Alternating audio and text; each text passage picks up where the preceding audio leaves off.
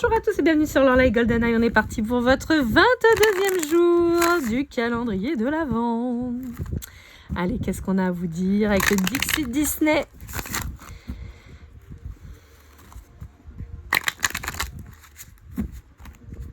Allez, qu'est-ce qu'on a à vous dire?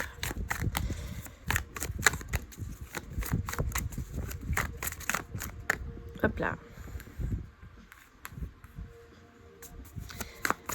Alors, on peut avoir un message de vos défunts. On peut avoir des gens qui jouent de la guitare ou dans un groupe de musique ou dont la musique est quelque chose de très important.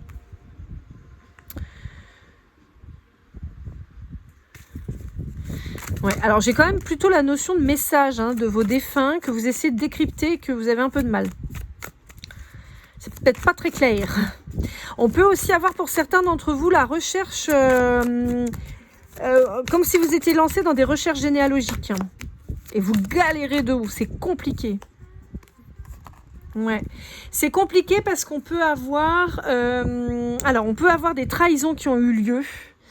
Et donc, des problématiques de liens qui auraient été coupés. Je m'explique. Par exemple, je sais pas moi... un de vos parents ou grands-parents ou arrière-grands-parents ont été abandonnés à la DAS à l'époque. Ou un de vos parents ou de vos grands-parents ou de vos arrière-grands-parents est un enfant illégitime. Et donc, soit on a caché que la grossesse, soit on a anéanti littéralement tous les souvenirs qui pouvaient être liés à cet adultère en fait. Vous voyez, j'ai l'impression qu'il y a vraiment ce truc-là très très compliqué.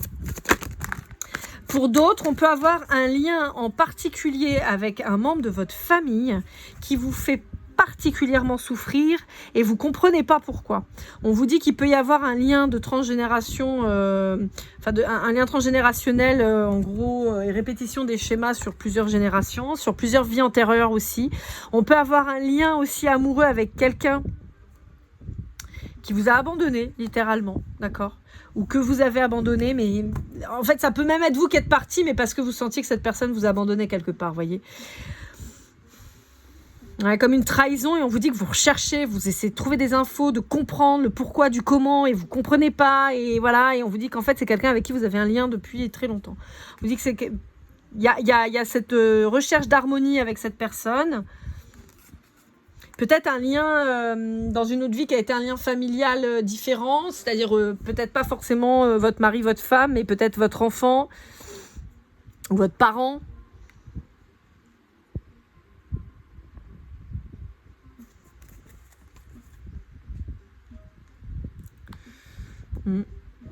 En fait, ouais. Bon, ça peut me préciser. Alors, on peut avoir une précision sur le fait que ce soit un lien avec vous, un lien d'âme, par exemple, ou un lien karmique.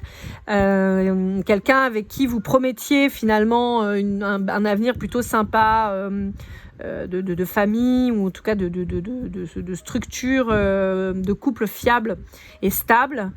Et cette personne a voulu se super protéger, en fait. Et pourtant, c'est quelqu'un qui pourrait penser à vous, qui s'est enfermé dans le travail, qui a perdu sa magie, qui a choisi l'argent. Ouais. Et qui recherche maintenant de la liberté. En fait, c'est quelqu'un qui s'est enfermé dans son matériel. Donc, on peut avoir quelqu'un qui se soit engagé avec quelqu'un d'autre, vous voyez, et qui maintenant se dit « j'ai perdu...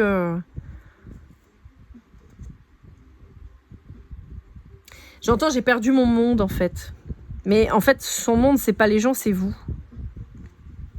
Cette personne, elle a privilégié la quantité à la qualité. Et elle se rend compte qu'au final, elle est toute seule, cette personne-là. Ouais. Elle est toute seule, elle est apeurée, elle aimerait... C'est peut-être quelqu'un qui vous a montré oh, t'inquiète, je suis costaud... Quelqu'un qui a voulu montrer que c'était quelqu'un qui était sans peur, tout en force, sans faiblesse. Mais bon, ça n'existe pas. Et en fait, c'est quelqu'un qui est terrorisé. Et qui est terrorisé à l'idée de venir vous voir. C'est quelqu'un qui est terrorisé à l'idée de prendre le risque de venir vous voir. Pourtant, cette personne, elle sait que c'est ce qu'elle doit faire. Parce que la légèreté, elle sait enfin, quand je dis la légèreté, je parle pas de relation légère. Hein. Je parle de légèreté morale. C'est-à-dire que quand cette personne, elle vous fréquentait ou quoi, c'était facile, c'était simple. Vous voyez, c'est dans ce sens-là, légèreté, fluidité. Alors que là, on peut avoir quelqu'un qui est clairement avec quelqu'un qui lui casse les glaouis, quoi. Ouais, c'est quelqu'un qui cherche à fuir. Hein. Ouais. Quelqu'un qui cherche à fuir, mais qui apprend et qui est peut-être encore dans cette phase d'apprentissage. Ouais. Qui a envie de faire de vous sa reine. Mais qui est enfermé dans une bulle. Voilà. Là aussi, on peut avoir les signes d'eau. Hein, donc, cancer, poisson, scorpion. Ouais.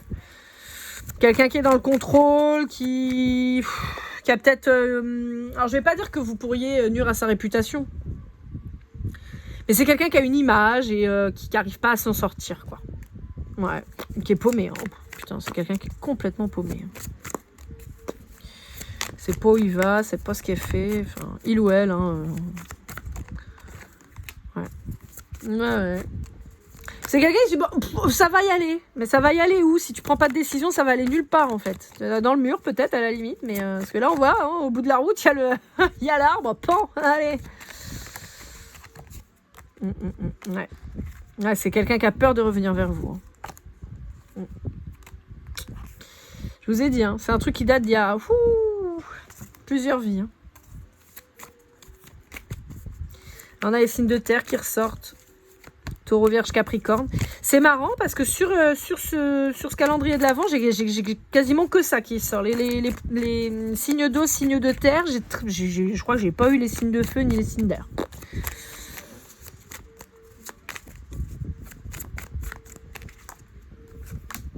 Ouais. Mais c'est quelqu'un qui revient vers vous. Hein. Vous voyez, les petits plaisirs... Ouais, voilà.